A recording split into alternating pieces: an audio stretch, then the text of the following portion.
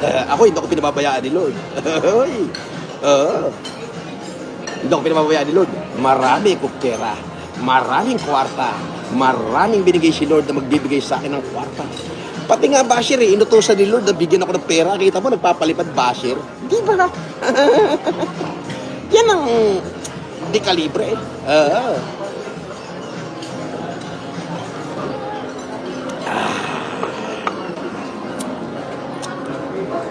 Tingnan mo, nakaupo ko rito. Oh, ang daming tao. Ang daming tao. Oh, ang daming tao.